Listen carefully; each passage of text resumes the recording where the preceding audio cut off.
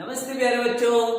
मुझे उम्मीद है आपने मेरी सारी वीडियो पढ़ी होंगी। पिछली सारी वीडियो पढ़ने के बाद ना आज हम दूसरे चैप्टर की और वो भी कौन सी वाली दूसरी वीडियो पढ़ने वाले हैं। अगर आपने इससे पहली वीडियो नहीं पढ़ी है तो इसी वीडियो की डिस्क्रिप्शन में जाकर के फर्स्ट वीडियो की लिंक पे क्लिक करिए और वहां से जाके वो वीडियो पहले देखिए, फिर ये वाली देखना, आपको बिल्कुल अच्छे से समझ आएगा। मैंने आपको बोल रखा है पेन कॉपी लेके बैठना है। और अगर आपको लगता है कि इसमें ऐड वगैरह आते हैं यूट्यूब पे तो आप एक काम करिए, नीचे लिंक में जाकर के आप हमारी कोचिंग का एक्सेल कोचिंग के नाम से जो प्ले स्टोर पे ऐप है उसे डाउनलोड कर लीजिए।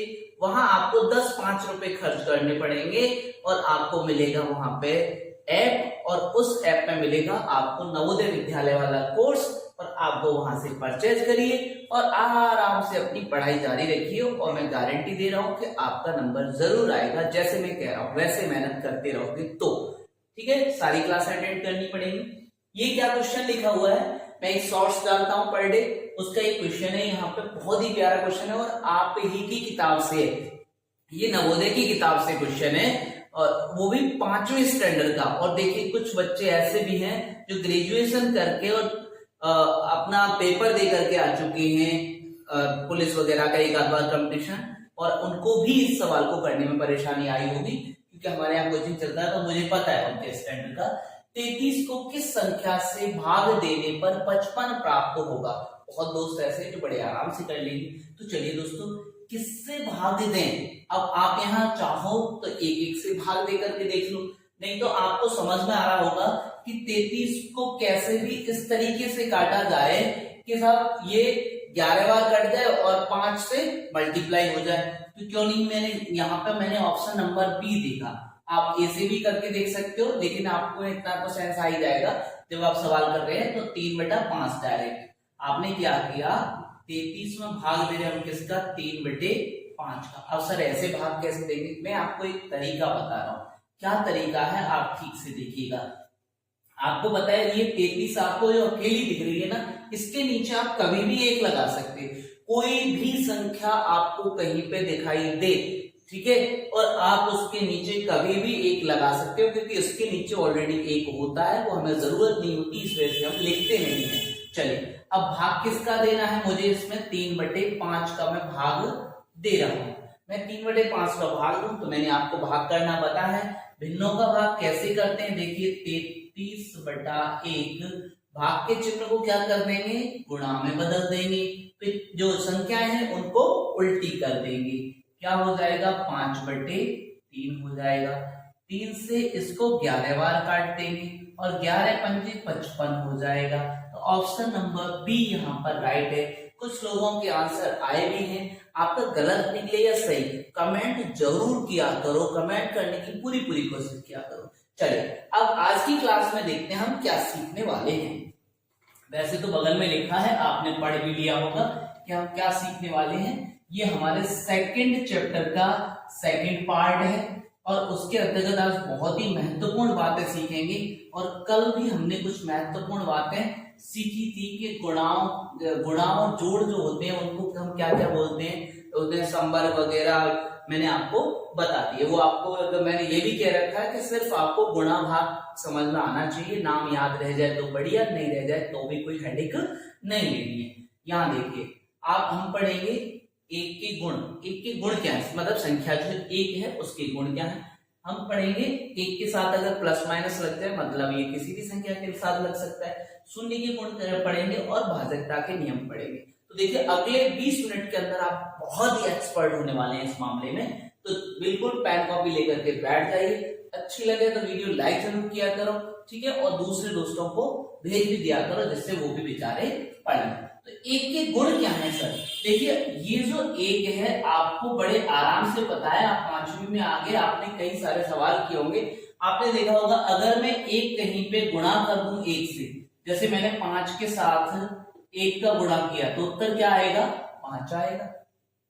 मैं 5 में अगर 1 का भाग दे दूं, 1 का भाग दे दूं 5 में, तो आप देखना यहाँ पे मैंने लिखा क्या 5, यहाँ लिखा 1, तो 1 का 5 बार गया, ठीक है, कुछ नहीं बचा, तो उत्तर क्या आया 5।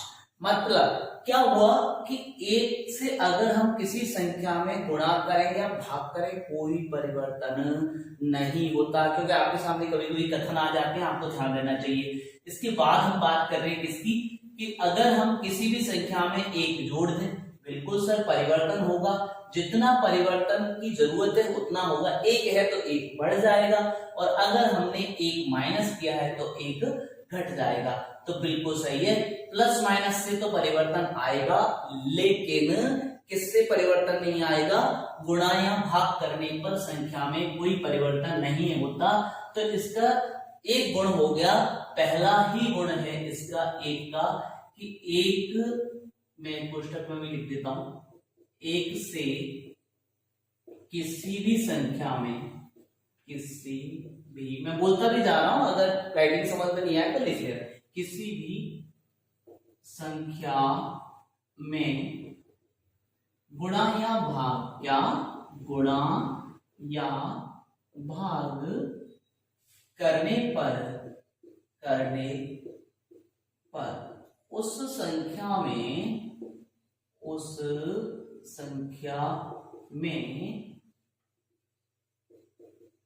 परिवर्तन नहीं होता। और आपने देखिए प्लस माइनस करते हैं तो परिवर्तन होता है, इस बात को लिखना कोई जरूरी नहीं है। एक जोड़ोगे तो एक जुड़ता है, एक घटाते हैं तो एक घटता है, सीधी सी बात है। वो तो आप किसी भी संख्या 5 घटाएंगे तो 5 घटेगा, 4 घटाएंगे 4 घटेगा, 2 जोड़ेंगे 2 जुड़ेंगे।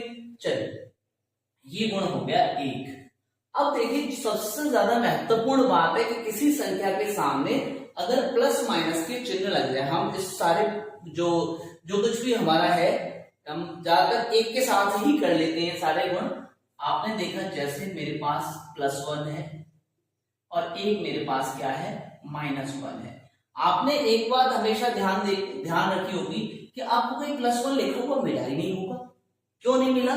क्योंकि अगर संख्या के सामने कोई चिन्ह नहीं लग रहा तो वो ऑलरेडी किसकी होती है, प्लस की होती है। जैसे मान के चलो यहाँ दो व्यक्ति हैं, एक ए है और एक बी है, और हमने यहाँ पर कुछ सामग्री डाल दी। अब कहा गया कि सर इसमें से जो एक ही सामग्री है उन पे नाम लिख देते हैं, तो हमने सर एक ही सामग्रियों पे नाम लिख दिया। तो दूसरा कह रहा है बी की सामग्री पे भी नाम लिख दो, पहचान हो जाएगी। अरे भाई काहे की जरूरत है, क्यों इतनी मेहनत कर रहे हो? क्यों मेहनत करने की जरूरत इसलिए नहीं है आपको, एक ही सामग्री पे नाम लिख गया तो बची हुई चीज किसकी हो गई, बी की हो गई। तो जब माइनस की संख्या है तो उसके सामने माइनस का चिन्ह लगा दो, बची हुई सारी संख्या किसकी हो गई, प्लस की हो गई। ठीक है ना, इस वजह से हम प्लस के चिन्ह को कभी लगाते नहीं है और माइनस के चिन्ह को लगाते हैं। अब देखिए, अब इन प्लस माइनस वाली संख्याओं के साथ भी क्या होता है, गुणा होता है। तो आपको इसकी तो कोई हेडिंग नहीं है, जो प्लस का है उसके साथ इतनी हेडिंग नहीं है। माइनस वाला आपके साथ गड़बड़ करवाएगा। क्या गड़बड़ कराएगा? अगर इसके साथ में इसका गुणा कर, किसका गुणा कर रहा हूं, एक का, जो कि प्लस का है एक, ये एक किसका है, प्लस का है। ठीक है ना, माइनस के एक के साथ अगर प्लस के एक का गुणा होगा तो आपके पास क्या आ जाएगा, -1 आ जाएगा। और देखिए अगर प्लस के एक के साथ प्लस के एक का गुणा होगा तो क्या आ जाता है, 1 ही आएगा। लेकिन माइनस का 1 प्लस का 1 दोनों का गुणा हुआ -1, क्योंकि माइनस यहाँ पे प्रभावी है। ठीक है ना, तो ये इस तरीके से आपने गुणा किया। अगर मैं क्या करूं, 1 के साथ में किसका गुणा कर दूं, -1 का गुणा कर दूं, तब भी क्या आने वाला है मेरे यहाँ पर, तब भी -1 ही आएगा। ठीक है, तब भी क्या आएगा, -1 ही आएगा। चलिए, और इसमें कोई स्वभाव 1 का नहीं है यहाँ पे, और कोई स्वभाव यहाँ पर नहीं है। लेकिन एक स्वभाव और है, देखिए बताऊं, -1 और इंटू -1 हो जाए, -1 इंटू -1 हो जाए तो क्या होगा सर, माइनस और माइनस अगर गुणा हो जाएंगे तो क्या हो जाता है, ये प्लस बन जाता है। तो यहाँ पे क्या आएगा हमारे सामने, प्लस का 1 आएगा। अब सर वो ऐसे सीधा साधा सवाल तो आपसे पूछेगा नहीं, वो आपको बड़ा कंफ्यूज करेगा। क्या कहेगा, यदि -1 को -1 से 3 बार गुणा किया जाए। कितनी बार? 3 बार गुणा किया जाए तो उत्तर होगा। अब आप ये तो जानते हैं जब एक एक है तो उत्तर तो भैया यहाँ पे जो आएगा हमारे सामने क्या आने वाला है, उत्तर तो एक ही आएगा। ठीक है ना। जब यहाँ पे क्या है -1 और -1 का गुणा हो रहा है तो ये तो पता है कि उत्तर 1 आएगा, लेकिन ये प्लस आएगा कि माइनस आएगा, इसमें दिमाग ज्यादा दौड़ेगा। तो कोई बात नहीं, पहले एक बार करके देख लेते हैं जिससे प्रैक्टिकल हो जाएगा तो समझ में भी आ जाएगा अच्छे से। -1 गुणा मैंने क्या किया -1, क्या बन गया आपका सर, यहाँ पर बन गया प्लस का 1। एक बार तो गुणा हो गया, यहां से जो उत्तर आया अब मैं दोबारा करूंगा, ये प्लस का 1 ये तो इसका उत्तर है, फिर मैंने गुणा किया किससे -1 से। अब -1 से गुणा करूंगा तो क्या बन जाएगा सर, -1 बन जाएगा। फिर इस वाले उत्तर का, जब इस उत्तर का गुणा यहाँ पे हुआ था तो इस उत्तर का गुणा यहाँ करूंगा, भाई तीसरी बार भी तो करना है। तो मैंने क्या किया -1 गुणा -1 से करना है। तो अब उत्तर क्या आ गया मेरा, 1 आ गया प्लस का। तो ये आंसर हो गया मेरा कि सर प्लस का 1 आएगा। तो यहां पर एक लाइन बन के तैयार होती जो मैं आपको समझा दूं कि यदि माइनस वाले मतलब ऋणात्मक माइनस वाली संख्या का गुणा विषम संख्या के बराबर किया जाए, विषम संख्या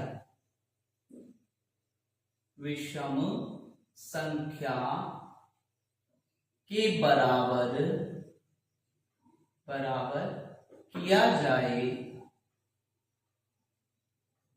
तो उत्तर हमेशा धनात्मक प्राप्त होता है, मतलब प्लस में प्राप्त होगा। ठीक है ना। अगर क्या कितनी बार विषम संख्या के बराबर, मतलब गुणा, ये इसने जो कहा है ना 3 बार गुणा, अगर 2 बार गुणा करता तो कैसी संख्या आती, माइनस की ही आती। 3 बार किया तो प्लस की आई, 4 बार करेगा तो माइनस की आएगी, 8 बार करेगा तो माइनस की आएगी, 15 बार करेगा तो प्लस की आएगी। क्योंकि वो आपसे इतना छोटा नहीं कहेगा जो आप करके देख ले, वो कहेगा -1 इंटू -1 यदि 99 बार किया जाए। कितनी बार किया जाए, 99 बार किया जाए। तुम्हारी खोपड़ी बनना जाएगी, अरे यार -1 का गुणा -1 से 99 बार करवा रहा है, -1 का गुणा -1 से 99 बार, लगे रहो तब तक पता चली कि वहां पे ओएमआर मांगने आ जाएंगे, टाइम खत्म हो जाएगा। तो आपको क्या करना है, इस बात का ध्यान रखना है। अगर 99 बार हो रहा है तो क्या आएगा, +1 आएगा। 100 बार हो जाए तो -1 आ जाएगा। तो चलिए इस लाइन को जरूर लिख लीजिए। ठीक है, अब हम आगे बढ़ते हैं। तो ये यहाँ पे आपके जो माइनस वाले चिन्ह 1 के साथ हैं वो खत्म हो रहे हैं। अभी हम बात करते हैं घात और लगा देते हैं। कभी कभी चिन्ह के साथ क्या लगा देते हैं, घात लगा देते हैं। जैसे आप एक बात बताओ, यहाँ पर 5 है और 5 के ऊपर 3 स्क्वायर लगा दिया, ठीक है, सॉरी 3 पावर लगा दी 5 के ऊपर। तो आप इसको जानते तो हैं कि ये क्या है, 5 गुणा 5 गुणा 5 है। ठीक है ना, 5 गुणा 5 गुणा 5 है। आप इसका आंसर भी दे सकते हैं चाहे तो, लेकिन वहां गड़बड़ क्या करेगा, वो चिन्ह बदलेगा पहली बार। और दूसरा इसी के साथ एक प्रश्न और बन जाता है जो मैंने इकाई अंक की कल बात की भी थी कि कभी कभी वो इस तरीके से स्क्वायर चढ़ा के आपसे पूछ लेते हैं कि इसका इकाई अंक क्या निकलेगा। जैसे वो मैं कल वाली बात के साथ जोड़ के कर देता हूं, 7 और 7 के ऊपर उसने लगा दिया, सॉरी 7 नहीं, बड़ी संख्या लिखते हैं 71 पर पावर लगे किसकी, 5 की। तुम्हारा दिमाग खराब, 71 पर 5 की पावर यहां पूछ रहा है, इसके मान का इकाई अंक होगा, मतलब 71 गुणा 71 गुणा 71 गुणा 71 गुणा 71। अब एक बात बताना, अगर तुम स्मार्ट हो तो तुम गुणा नहीं करोगे, आप डायरेक्ट उत्तर निकालोगे, देखना 1 गुणा 1, 1 गुणा 1, 1 गुणा 1, 1 गुणा 1, इसका मतलब इकाई अंक 1 आएगा। लेकिन अगर वेक्टर होता तो सर वेक्टर होता तब कहां जाते हम, आप ही बताओ। देखिए अगर वेक्टर रख देता तो क्या करते आप, सॉरी अगर 72 होता मान 72, ये यहां पे मैं 72 लिख दूं, 72 और ये 72। अब गुणा करो है, अब तुम 2 मत कर देना, क्या है देखो 2 का गुणा करो, 2 दूने 4, 4 दूने 8, 8 दूने 16, 16 का इकाई अंक उठाओ या 16 को डायरेक्ट पूरा उठा लो, 6 दूने 12। इसका मतलब यहां पे क्या हो रहा है, 2 हो रहा है, होने को हो रहा है, लेकिन तुम्हें ये दिमाग नहीं लगाना कि सर ये ऐसे आ रहा है, नहीं आएगा, कोई जरूरी नहीं है, कोई जरूरी नहीं है कि इसी तरीके से आ जाए, ठीक है ना। तो ये 5 बार में अगर 2 आ गया तो ऐसे नहीं वहां 1 आया सर, अब की बार तुमने 2 कर दिया तो 2 आ रहा है, तो ऐसा जरूरी नहीं है कि 1 2 आएगा, आपको इस तरीके से इकाई अंकों को गुणा करके ही उत्तर देना है। चलिए अभी वो प्लस माइनस वाली बात पे लौटते हैं हम। क्या है कि यहां पर अगर 1 माइनस है और इस पे घात लगा दी कितनी 3, और अब पूछा गया है का मान होगा, का मान होगा। अब तुम क्या करोगे भाई, नहीं मानो तो करके देखो, क्या करोगे, -1 इंटू -1, मैं छोटी संख्या क्यों लेता हूं कि आप प्रैक्टिकल करके देख लें। बड़ी संख्या मैं लिख दूं यहां पे घात इसके पास 33, अब 33 से गुणा करके लाए, पता चली करते करते कुछ भूल ही गए, उसमें आंसर ही गलत आ गई। देखो -1 गुणा -1 बराबर क्या आएगा, प्लस का 1 आएगा। अब प्लस के 1 का गुणा किससे होगा, माइनस के 1 से, तो आपके पास आंसर क्या आएगा, -1 आएगा, ठीक है ना। बात क्या समझ में आ रही है, अगर घात विषम है, घात विषम है तो क्या आएगा, माइनस ही आएगा, और अगर घात सम है तो क्या आएगा, प्लस आएगा, ठीक है ना। मतलब क्या लिख सकते हैं, यदि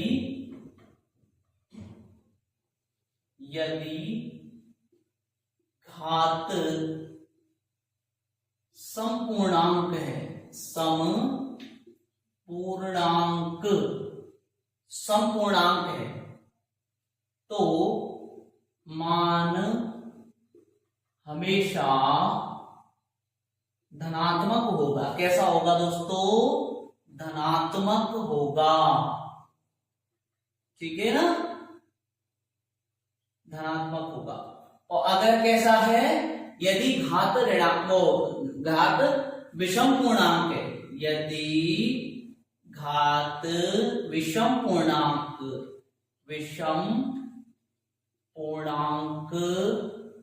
है तो मान हमेशा ऋणात्मक होगा, ठीक है ना। इन बातों को बिल्कुल लिख लो, वीडियो रोक के ढंग से तसल्ली से कॉपी में लिख लो। ऐसे मत बैठे रहना कि सब कॉपी लेकर के बैठे हैं लेकिन लिख नहीं रहे, या अकेला फोन लेकर के बैठे हैं और फोन में देख रहे हैं, उससे काम नहीं चलेगा। पेन कॉपी ले लो, साथ के साथ लिखते चलो जो कुछ भी है, तभी काम चलने वाला है। चलो नेक्स्ट देखते हैं। अब आगे हम क्या पढ़ने वाले हैं, अब पढ़ेंगे हम शून्य के गुण, ठीक है। शून्य का कैसे कैसे गुणा भाग होता है, क्योंकि ये चीजें बड़ी परेशान करती हैं आपको। कोई बात रह रही हो मुझे कमेंट करके पूछ लेना, मैं उसके बारे में तुम्हें नेक्स्ट वीडियो में बता दूंगा। ऐसा मत सोचना कि छोड़ दिया कि रह गया, ठीक है। चलिए अब शून्य का गुण क्या है, शून्य क्या होती है, 0 होती है, ठीक है ना। शून्य क्या होती है, 0 होती है। तो आपको एक बात पता होगा, जैसे मैं 8 के साथ शून्य को प्लस कर दूं, कोई फर्क पड़ेगा, नहीं पड़ेगा सर, 8 ही आएगा। अगर मैं 8 में से शून्य को माइनस कर दूं तो क्या आएगा, 8 ही आएगा। मतलब क्या हुआ, किसी भी संख्या में से शून्य को घटाएं या उस संख्या में शून्य को जोड़े तो कोई भी अंतर आने वाला नहीं है। संख्या यों की त्यों रहती है, लिखने की जरूरत ही नहीं है, दिमाग में घुस दीजिए बात, ठीक है। चलो अब बात करते हैं कि सर गुणा भाग करें तब क्या होगा, करिए गुणा। अगर मैं क्या कर दूं, 8 के साथ 0 का गुणा कर दूं तो ये 0 8 का सत्यानाश कर देगी। मैंने कल आपको एक सवाल करवाया था, उसमें ध्यान रखना। क्या हो जाएगा सर, पूरे का मान 0 कर देगी। कितनी बड़ी संख्या हो, यहां लिख रहा हो 10 लाख, अगर 10 लाख के साथ 0 का गुणा कर दिया तो 0 बना देगी उसको पूरे को। ठीक है, चलिए अब ऐसे ही अगर 0 के साथ मैं यहाँ पे किसी को गुणा कर दूं, 9 का कर देता हूं, अब क्या हो जाएगा सर भी 0। ये संख्या पलटेगी तो गई है। ठीक है, आप चाहो तो 8 लिख लो तब भी यही होना है, ऐसे भी लिख सकते हैं। 15 चाहो 15 लिख लो तब भी 0 बनेगा। ठीक है, लेकिन अब आपको एक भाग मिल रहा है। भाग क्या है, मैंने 8 में दिया 0 का भाग। चलिए 8 में किसका भाग दे दिया, 0 का भाग दे दिया। 8 में भाग अगर मैं शून्य का दूंगा तो यहां पर उत्तर क्या आएगा, अर्थहीन क्रिया। क्या होगा दोस्तों, अर्थहीन क्रिया। ध्यान रखना इस बात पे, बड़ी महत्वपूर्ण बात है, क्योंकि आपको यहां 0 करके नहीं आनी है, 0 करके नहीं आनी है। इसके बारे में लिख दूं भले, 8 divide by 0 is not equal to 0। ठीक है ना, ये 0 के इक्वल नहीं होगी। हम कभी कभी बोल लेते हैं गलती से, लेकिन नहीं होती। चलिए इसके बाद अगर हम 0 में किसी का भी भाग दे दें, कितनी भी बड़ी संख्या का, सारी संख्याएं कहां चली जाती है, कुएं में चली जाती हैं सब। मतलब यहां पे अगर मैं 8 का भाग दे दूं तो देखो क्या हो जाएगा, इसका उत्तर 0 आएगा। ठीक है, अब ये अर्थहीन क्यों है, आपको एक छोटा सा उदाहरण देके समझा दो। आप जानते हैं कि जब भी हम कोई भाग देते हैं, जैसे मैं 15 में 3 का भाग दे दूं, 15 में किसका भाग दे रहा हूं, 3 का। आपने किया सर 5 या 15, बचा नहीं कुछ भी। फिर चेक करें, क्या चेक करें कि गलत आया कि सही आया। आपने किया 5 गुणा 3 बराबर 15, सर बिल्कुल सही किया है आपने। तो चलिए इसको चेक करें, इसको चेक करें। मैंने क्या किया, 8 डिवाइड बाई किससे, 0 से।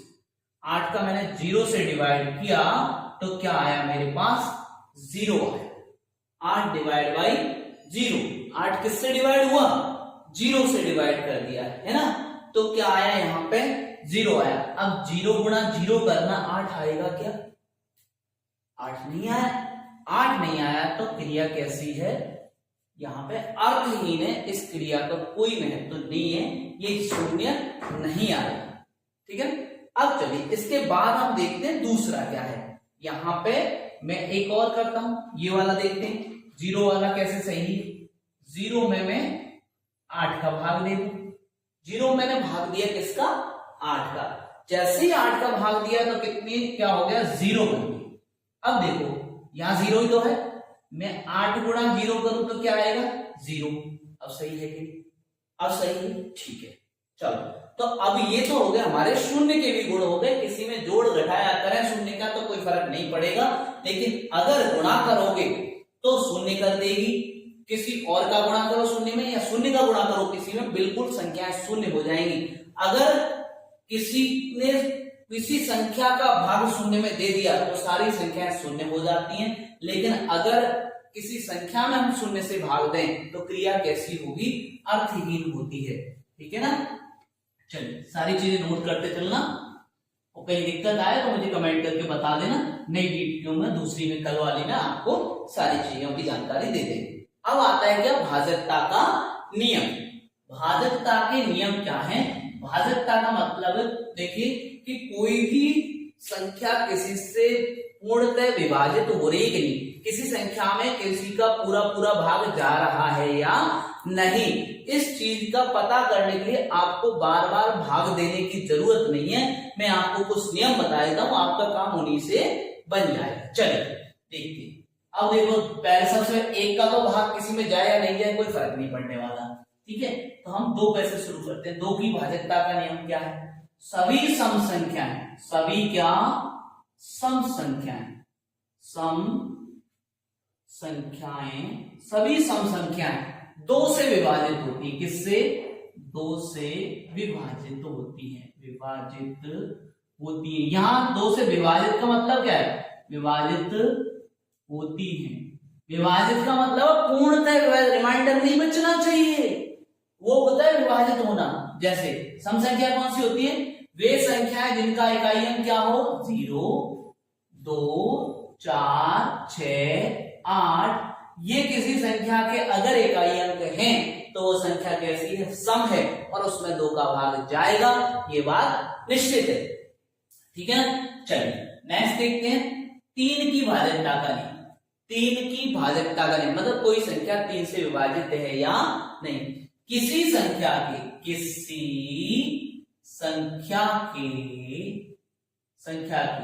सभी अंकों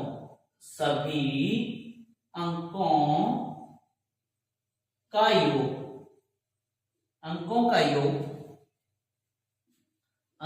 योग यदि 3 से विभाजित है तो वह पूरी संख्या, क्या? पूरी संख्या 3 से विभाजित है।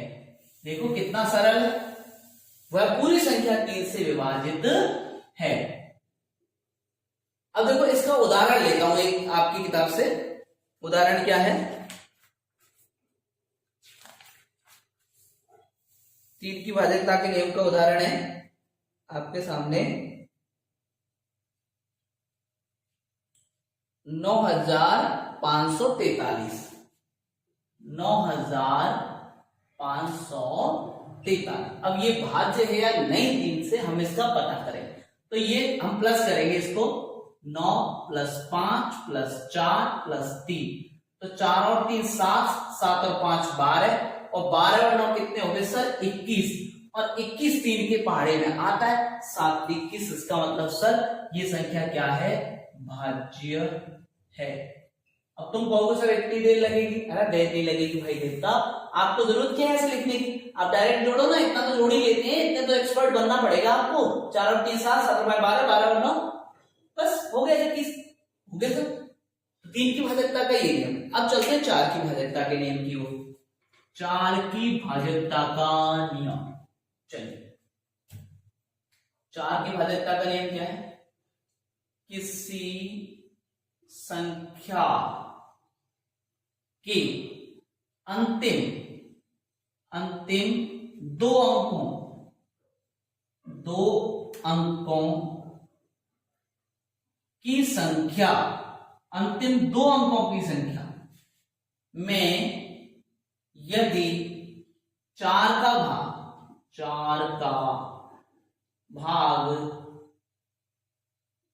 चला जाए तो वह संख्या 4 से पूर्णतः भाज्य है। ठीक है, उदाहरण देता हूं आपको, उदाहरण से समझते हैं, बिल्कुल दिमाग में उतर जाएगी उदाहरण के द्वारा। 4 की भाजकता का नियम, ये आपके सामने एक 4000 नहीं और बड़ा लेते हैं, एक संख्या और बड़ी लेते हैं, 49,364। 49,364 ये ले लिया मैंने।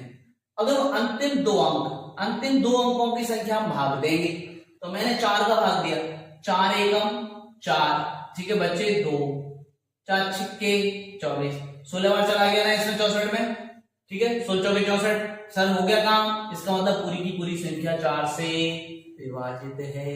और लिख दूं 8 5 3 6 8 9 और ये 2। अब इतनी बड़ी संख्या है, इकाई, ढाई, सैकड़ा, हजार, 10,000, लाख, 10 लाख, 85,36,092 लिखा हुआ है। सर इसको कैसे?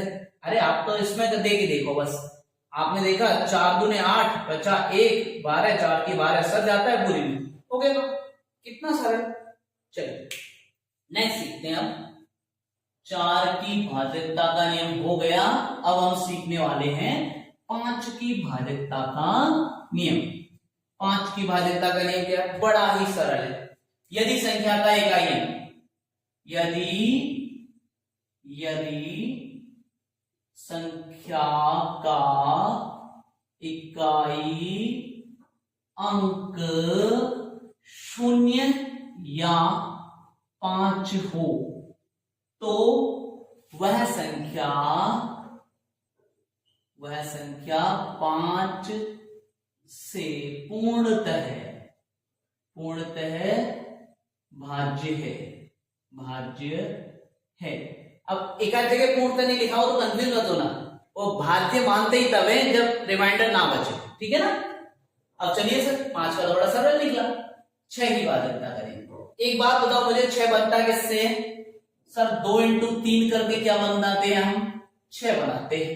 तो इसका मतलब 2 का और 3 का दोनों भाजकता के नियम अगर लग जाए एक साथ तो उसमें 6 का भाग चला जाएगा। मतलब क्या है सर? किसी सम संख्या, कैसी संख्या नहीं होनी चाहिए? विषम नहीं होनी चाहिए। किसी सम संख्या के अंकों के योग में यदि 3 का भाग चला जाए, 3 का भाग चला जाए तो ठीक है, संख्या 6 से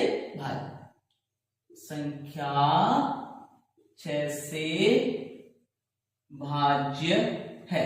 ठीक है, चलिए अब आता है 7 की भाजकता का नियम, जो दुनिया का सबसे कठिन नियम बताते हैं लोग, लेकिन आज आपके लिए वो सबसे सरल होने वाला है। मैं तरीका ही ऐसा बताऊंगा कि वो सबसे सरल। देख 7 की भाजकता का नियम क्या है, इसके लिए मैं उदाहरण लूं क्या 6 के लिए? चलो ले लेता हूं कोई उदाहरण। आप कहोगे कि 6 का कराया नहीं। 6 की भाजकता के नियम का उदाहरण आ जाओ भाई। चलो यहां ले लेते हैं 7440। मैंने ले दिया 7440। चलिए यहां मैंने देखा 7 और 4 11, 11 और 4 कितना हो गया? सम संख्या है, ये तो पता ही है 6। 7 और 4 11, 11 4 15, 15 और 6 कितना हो गया? 15 6 21 हो गया सर। 21 में 3 का चला गया, तो इसका मतलब इसमें 6 का चला गया। ठीक है, ऐसा मत समझना कि मैंने 3 का भाग दिया है तो 6 बार चला गया, ऐसा मत करो, 7 बार ही जाएगा। चलो 7 की भाजकता करिए, वेरी वेरी मोस्ट इंपॉर्टेंट। ठीक है, किसी संख्या में एक ही अंक, कौन सा? एक ही अंक 6 बार आए, 6 बार आए। कितनी बार आ जाए? 6 बार आ जाए, तो वह संख्या 7 से भाज्य है। ठीक है, जैसे 1 2 3 4 5 6, 6 को ही मैंने लिख दिया 6 बार। ये किससे? 7 से भाज्य, तुम देख रहे। ठीक है, अब लेकिन मैं तुम्हें दूसरा बताऊं, सर ऐसे नहीं है तो क्या करें? फिर क्या करेंगे? नहीं, अरे यही तो काम की बात है, यही तो बताने वाला, यही तो सीखनी है आपको। क्या है? यदि किसी संख्या, सेकंड नंबर नियम बता रहा हूं, बढ़िया वाला, ठीक है, इंपॉर्टेंट, सेकंड नंबर पे इंपॉर्टेंट। किसी संख्या के अंतिम अंक, मतलब इकाई अंक है ना, अंतिम अंक का 2 से गुणा करने के बाद शेष संख्या में से घटाने के बाद घटाने के बाद उस संख्या में यदि 7 का भाग चला जाए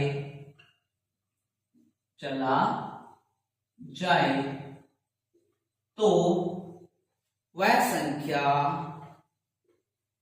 7 से पूर्णतः भाज्य है। अब तुम्हें लग रहा होगा कि सर इतनी बड़ी लंबी रामायण याद करेंगे, इससे बढ़िया तो हम तो भैया 7 का भाग दे देंगे, तुम कहां फंसा रहे हो हमको। कोई बात नहीं बेटा, अभी एक मैं क्वेश्चन कराता हूं आपको ये बहुत सरल लगने लगेगा, पूरा नियम भेजे में बैठ जाएगा आपके। देखिए बाकी के सारे नियम मिटाए दे रहा हूं, सिर्फ 7 का नियम रह जाएगा बोर्ड पे, वो सारा कुछ लिख लेना, ठीक है ना, मतलब अंतिम अंक में। और ये चीज क्या है, इसकी पुनरावृत्ति भी हम कर सकते हैं। एक उदाहरण लेता हूं आपके सामने 7 की भाज्यता के लिए।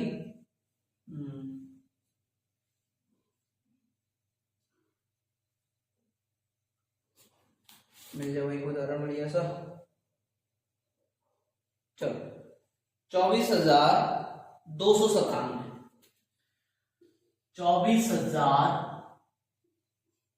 24,297। अब ये एक बड़ी सी संख्या है, इससे ज्यादा बड़ी भी हो सकती है। आपको क्या करना है, 7 के साथ 2 का करो गुणा, 7 दूने हो गए कितने सर 14। और आपने ये बची हुई संख्या देखो, यहां तक तो 7 का ले लिया, इसमें से क्या किया हमने 14 को घटाया। अब तुम कहोगे कि 14 घटाने से कौन सा फर्क पड़ने वाला है, क्या फायदा हुआ। चलिए कोई दिक्कत नहीं है, आप 14 घटाओ यहां से पहले। 14 घटाने पे ये बचा 5, तो ये बचा 1 और ये क्यों आ गई। फिर वही बड़ी बात, अरे कोई दिक्कत नहीं है। अब आप क्या करो, ये दोबारा से कर दो, वही प्रक्रिया दोबारा चालू कर दो। 5 के साथ 2 का गुणा करो, क्या आया सर 10। अब 10 को घटाओ 41 में से, कितना हो गया सर 231। फिर दिमाग खराब है तुम्हारा, तो कोई बात नहीं है, इसके साथ फिर 2 का गुणा कर दो, 2 का गुणा करके ये कितना आया 2। अब 23 में से क्या घटा दें, 2 घटा दो, क्या बच गया सर 21 बच गया। अब तो पहाड़ा आता होगा 7 21। बताओ कहां दिक्कत आ रही, कोई परेशानी आई। चलिए एक संख्या और ले लेता हूं, हो सकता है कि वो भाज्य होगी या नहीं, ठीक है, मैं अंदाज से ले रहा हूं इसे। 8 3 7 8 4 5 2 9, ये एक बड़ी संख्या ले ली मैंने। अब इसको देखो, मैं पहले 9 में 2 का गुणा करूं, 18 बन गया, यहां से हटाया, इसमें से घटाया, क्या करूंगा, जब ये घट के आएगा तो पीछे से नियम हटा दूंगा ना। सवाल कर रहे हैं, नियम आपने लिख लिया होगा, नहीं तो वीडियो रोक के ढंग से लिख देना, लौटा के। अभी 18 में मतलब 12 में से 8 गई तो कितना बचा 4 बचा, यहाँ पर एक 4 में से 1 गया तो 3 बचा। ये ऐसे के ऐसे उतार लिए, लो सर। फिर क्या करें, इसका 2 गुना कर दें 4 का, क्या बन गया सर 8 बन गया। 8 इसमें से घटाएंगे, 8 घटाएंगे तो 13 में से 8 गए तो कितना बचा 5, यहां से आया 3 8 7 3 8। फिर इसका 2 गुना करेंगे 10 इसमें से घटाएंगे तो कितना हो जाएगा सर 73। फिर 7 3 8, इसका हो जाएगा 6 घटाएंगे कितना बचेगा सर 1। फिर आ जाएगा हमारे पास ये, अब 1 का फिर 2 गुना हो गया तो 2। अब सर कितना बचा 5 3 8 हो गया, 5 दूने 10, किसमें से घटा दो इसमें से, कितना बचा 73 कहीं आता है क्या 7 के पहाड़े में, बिल्कुल नहीं आता सर। 7 × 70 और 11 × 7 77, तो 11 बार भी अगर 7 का पहाड़ा पढ़े तो क्या है 77 पे पहुंच जाएंगे। तो इसका मतलब ये हमारी संख्या 7 से भाज्य नहीं है, ठीक है ना। कितनी बड़ी संख्या थी, इकाई, दहाई, सैकड़ा, हजार, 10,000, लाख, 10 लाख, करोड़, 8,37,84,529 आपने पता कर लिया सेकंड में। चलिए फिर एक और भाज्यता का नियम पढ़ते हैं।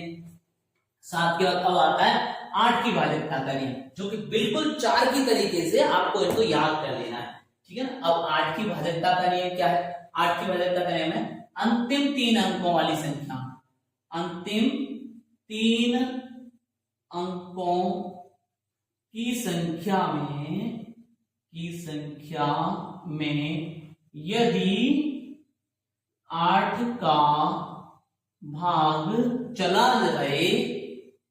चला जाए तो पूरी संख्या 8 से भाज्य, 8 से भाज्य है। ठीक है ना? कैसे? उदाहरण देखते हैं, फिर तुम्हारे समझ में आ जाएगा। उदाहरण से एक संख्या ले लेता हूं, 14,872। 14,872। अब देखो, आप इतने में तो नहीं दे पा रहे, ये छोड़ दो, इतने में दे दो आप। 8 एकम 8, फिर बचे क्या? 7 में दिया नहीं गया, 0 लग गई, तो फिर 8 का पाड़ा पढ़ लो, 9 8 72। जी सर, हो गया काम, पूरा पूरा जा रहा है, तो संख्या पूर्णतः भाज्य है 8 से। चलिए अब 9 का कर दें। ठीक है, 9 का बिल्कुल 3 की तरीके से, क्योंकि 3 गुणा 3 ही तो होता है। संख्या के अंकों के योग में यदि 3 का भाग चला जाए, 3 का भाग चला जाए तो, अगर किसका भाग चला जाए? 3 का भाग चला जाए तो, सॉरी 9 का, 3 का नहीं पढ़ रहे हम, 9 का पढ़ रहे हैं। 9 का भाग चला जाए तो संख्या पूर्णतः किससे? 9 से विभाजित है। ठीक है ना? तो ये हो गया। अब उसके बाद फिर बढ़ते हैं हम किस पे? 10 पे। 10 की भाज्यता का नियम दुनिया का सबसे कठिन नियम है आपके लिए। ठीक है, कैसा है? कठिन है। क्या है सर? अगर इकाई अंक 0 हो, संख्या का इकाई अंक क्या हो? 0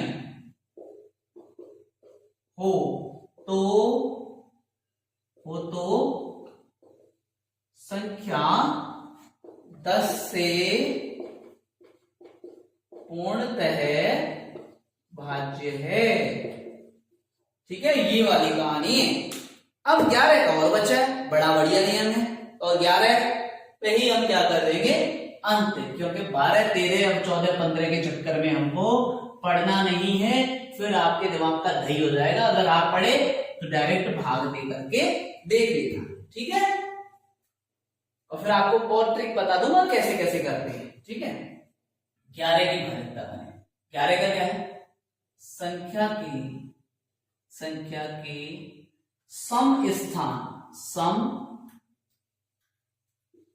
सम एवं विषम स्थान वाले अंकों के योग का अंतर क्या होना चाहिए?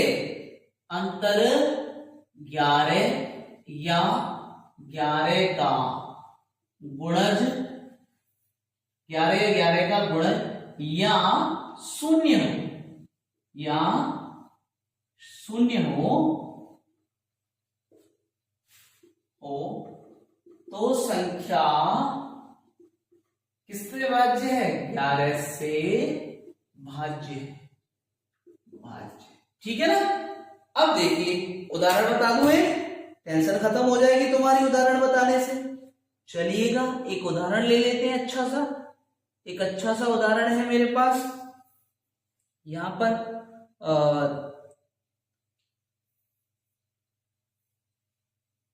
13,57,411। 13,57,411 ये एक संख्या है।